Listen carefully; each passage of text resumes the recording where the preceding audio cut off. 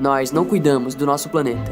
O ser humano não respeita a natureza. Somos responsáveis pela morte de diversas espécies. Nós somos os destruidores dos lares de diversos animais. Mas e quando a natureza resolve se vingar? E quando alguns animais fogem do padrão de seu comportamento e adotam uma postura assassina? Isso seria algo justificável? Nós, que estamos no topo da cadeia alimentar, deveríamos odiar esses animais? Até onde sabemos, nenhum animal mata por emoção. Bem, na maioria não. No vídeo de hoje, vamos conhecer 5 animais lendários que ficaram conhecidos por tirar a vida de centenas de pessoas. Então já deixa o like nesse vídeo e ativa o sininho de notificações que eu te conto tudo. Em quinto lugar, o elefante violento da floresta de Aberdare. Por volta de 1940, na floresta de Aberdare, na África Oriental, um elefante africano causou pânico entre as aldeias e fazendas da região. Ele matou várias pessoas durante um mês de total pavor. Como ele nunca atacava o mesmo local 2 vezes, seus movimentos eram imprevisíveis. Os habitantes locais depositaram sua esperança em um caçador profissional chamado J.A. Hunter. Com a tarefa de rastrear e derrubar a besta, Hunter primeiro conversou com os moradores que já haviam visto o animal, para aprender sobre sua presa. Um dos homens relatou que estava voltando com seu amigo para a aldeia numa noite, quando viram uma grande massa negra de pé, parada no meio das sombras. Os homens gritaram para afastar a coisa, mas ao invés dela ir embora, o enorme animal deixou as sombras e veio na direção dos homens numa velocidade anormal. O elefante pegou o amigo do homem e o jogou no chão para depois pisoteá-lo. O homem conseguiu escapar. Quando Hunter se sentiu pronto, ele foi atrás do animal. O elefante conseguiu fugir de Hunter por 2 dias, levando o grupo de caça para um terreno traiçoeiro, forçando-os a rastejar através de espinheiros, urtigas e espinhos. No 3º dia de caça, Hunter conseguiu parar o animal. Ao realizar a autópsia, encontraram uma bala enterrada na presa direita do animal, e os pesquisadores acreditam que essa era a explicação para a violência do elefante. Em quarto lugar, o urso assassino de Sankebetsu. Em novembro de 1915, a região de Sankebetsu, no Japão, era composta de pequenas comunidades agrícolas. A calma dos fazendeiros, no entanto, foi interrompida por incidentes horríveis.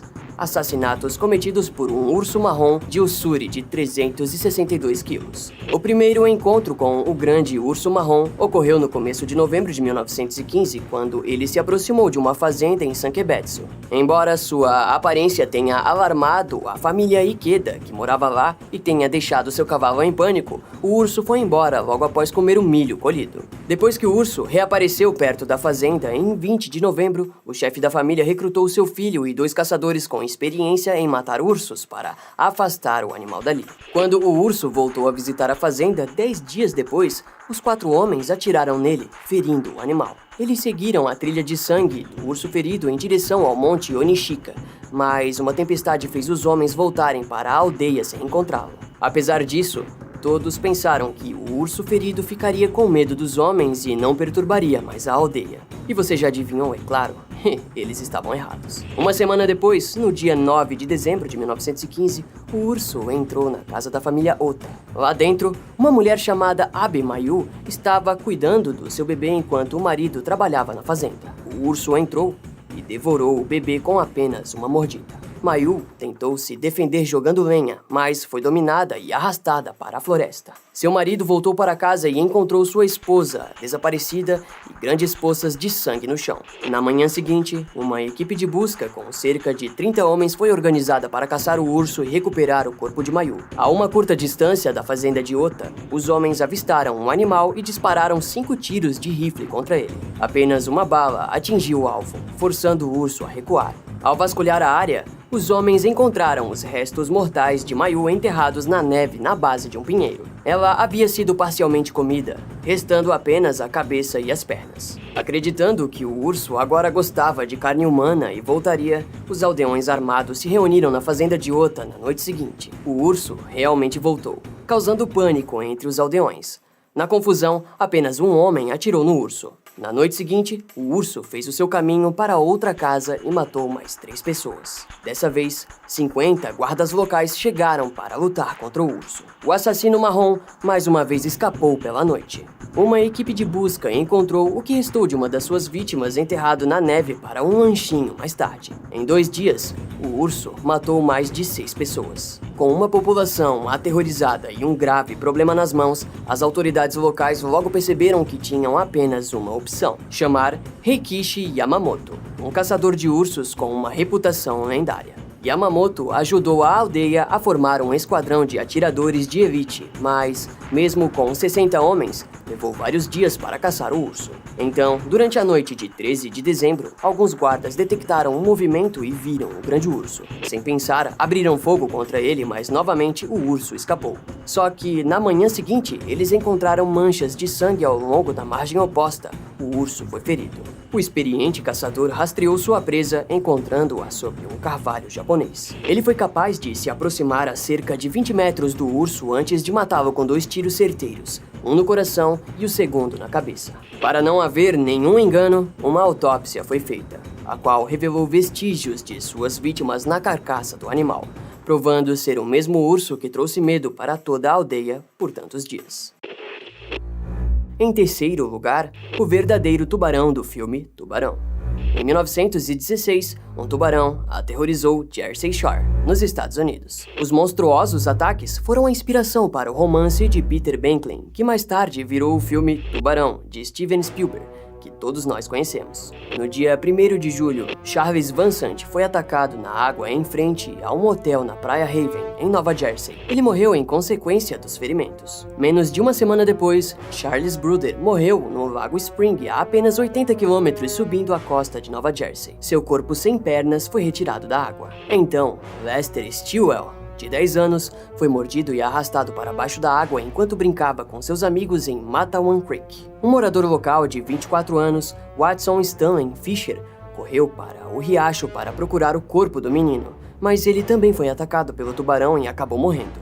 Naquele mesmo dia, a apenas 1,5 km rio abaixo, Joseph Dunn, de 14 anos, também foi mordido, mas ele sobreviveu ao ataque. Os 2 últimos ataques fizeram com que as pessoas começassem a se preocupar de verdade. Elas chegaram à conclusão de que os tubarões não eram mais apenas animais marinhos interessantes, eles também podiam ser assassinos. Centenas de moradores locais se reuniram com redes, dinamites e armas e começaram a caçar o animal. A campanha, no entanto, foi um desastre e eles não conseguiram matar um único tubarão. O domador de leões, Michael Schweitzer, começou uma caça pessoal pelo tubarão e finalmente pegou um tubarão branco com a barriga cheia de restos humanos ao largo da costa de Manhattan. O tubarão pesava 147 quilos e tinha 2 metros e 28 centímetros de comprimento. Depois da captura, os ataques pararam e as pessoas chegaram à conclusão de que finalmente estavam livres do terror. O animal quase afundou o barco do domador de leões, que teve que assassiná-lo com um remo quebrado em autodefesa. Ao todo, quase 7 quilos de carne humana foram encontrados no estômago do animal. Apesar desse terror, os ataques de 1916 foram uma situação muito incomum e que dificilmente acontecerá novamente. Os tubarões normalmente não vão atrás dos humanos como presas. Eles preferem caçar peixes e focas. Saibam que o ataque de 1916 foi apenas uma das 2 vezes na história registrada em que um único tubarão atacou vários seres humanos. Normalmente, os tubarões evitam os seres humanos e os raros casos em que esses predadores mordem um nadador são geralmente atropelados. Em segundo lugar, os comedores de homens de Tsavo, sombra e escuridão. No final do século XIX, os ingleses começaram a construir uma ferrovia de 1.600 quilômetros atravessando o Quênia e a Uganda. Em março de 1898, eles começaram as obras sobre o rio Tsavo, na região oeste do Quênia. Para a construção daquela parte do trajeto, o engenheiro coronel John Henry Patterson foi contratado. Mas assim que eles chegaram ao local para iniciarem as obras, mortes violentas começaram a acontecer durante a noite. Os autores dos assassinatos foram identificados como 2 leões sem juba, algo bem comum por lá, que rondavam a região da obra, sombra e escuridão.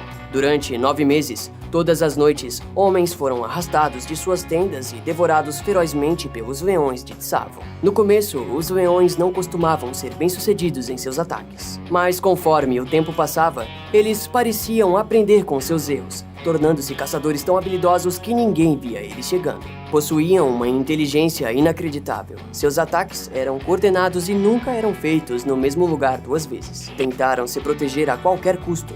Enviaram grupos de caça atrás dos animais, mas eles falharam. Construíram barreiras de espinhos ao redor dos acampamentos que também não pararam os animais. Passaram a acender fogueiras e implementaram um rigoroso toque de recolher ao cair da noite. Mesmo assim, os ataques continuaram. Os trabalhadores começaram a acreditar que os animais não eram leões de verdade, mas sim demônios em forma de leões. Outros tinham certeza de que eles não podiam morrer e alguns até diziam que os leões eram na verdade espíritos revoltados de dois chefes indígenas que não queriam que a ferrovia fosse construída em suas terras. Foram 9 meses de terror para aquelas pessoas. O coronel John Henry alega que os animais tiraram a vida de mais de 130 pessoas, mas registros históricos acreditam que tenha sido de 30 a 50 mortes no máximo.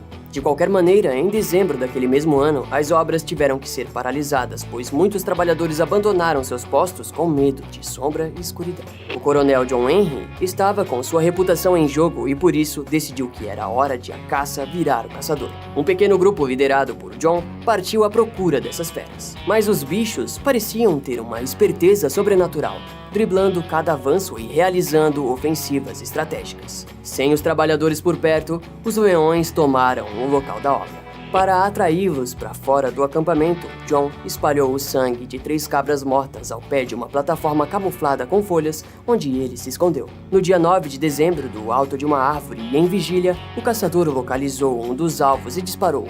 O tiro acertou a perna do leão, mas ele conseguiu fugir. À noite, o leão voltou e começou a caçar John. Nessa caçada, John conseguiu acertar o animal no peito. O corpo do leão foi encontrado na manhã seguinte. O segundo leão ficou ainda mais cauteloso. John então repetiu a estratégia e ficou de guarda no alto da arapuca. Quando o animal apareceu, John fez o disparo, mas o animal não morreu. 11 dias depois, John novamente acertou o leão com 2 tiros e novamente o felino fugiu. No dia seguinte, o coronel reencontrou o leão e atirou várias vezes até finalmente matá-lo. John afirma que o leão estava tentando escalar a árvore em que ele estava antes de morrer. Os 2 leões mediam quase 3 metros cada um e foram necessários 8 homens para carregarem seus corpos de volta para o acampamento. Finalmente, as equipes de construção voltaram e terminaram a ponte em fevereiro de 1899. A pele dos animais foi vendida para o Museu Field de História Natural de Chicago em 1924 por $5.000 e permanece lá até hoje.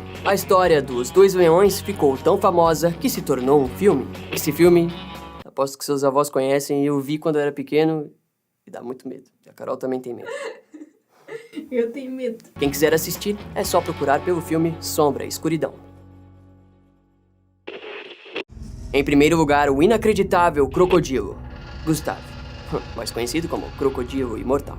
Esse é um conto de horror atual, com o qual as pessoas sem sorte de Burundi precisam lidar. Sim, exatamente, eles ainda precisam lidar. É por isso que ele tá em primeiro lugar, porque ele ainda tá vivo. O povo desse país africano está sendo sistematicamente perseguido e abatido pelo assassino em série mais prolífico de todos os tempos, Gustav, o Crocodilo. Nascido cerca de 66 anos atrás, em algum lugar ao longo do rio Nilo, Gustav venceu as probabilidades e conseguiu sobreviver, ao contrário da maioria dos outros crocodilos de sua geração que normalmente são mortos por caçadores. Crocodilos, assim como orcas e peixes dourados, nunca param de crescer, enquanto possuírem uma fonte estável de alimentos, ficam maiores e maiores e podem viver até 100 anos. Crocodilos do Nilo geralmente têm 4 metros de comprimento, mas Gustav tem mais de 6 metros. Ele pesa cerca de 900 quilos e as autoridades locais já ouviram reivindicações de que ele acabou com cerca de 300 vidas. Acredita-se que seu enorme tamanho seja o principal motivo pelo qual Gustav frequentemente caça humanos,